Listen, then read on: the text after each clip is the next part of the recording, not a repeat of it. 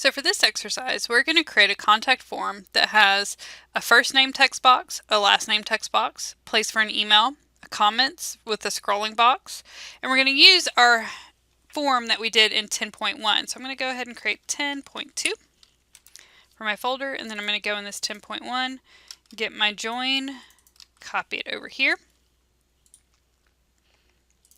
edit it with Notepad, open it up. This is what it looked like when we finished. And this is going to be a contact form.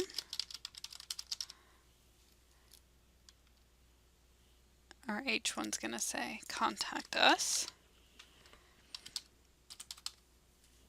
I'm going to save this as contact.html. So we already have our form method, right? We've got that. So what we're going to do above our email, because we're still going to use that email section, we're going to add a first and last name text box. So first name, input, type equals, we want it to function just like our email text box, so we're going to say text, name equals fname for first name, ID equals fname, because remember it's our unique identifier.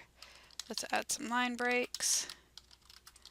Same thing, last name, input type equals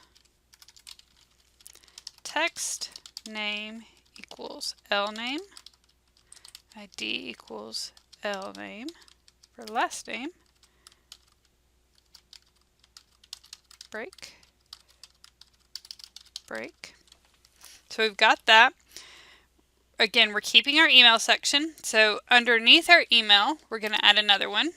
So let's add some line breaks. We've got our line breaks for that right there. So let me bring those up. So underneath email, we're going to add comments. And we're going to break this because we want the control for our comments to come underneath the text comments. So for this one, we're going to use a text area. The name is going to be comments, ID, comments. We want it to have 4 rows with 40 columns.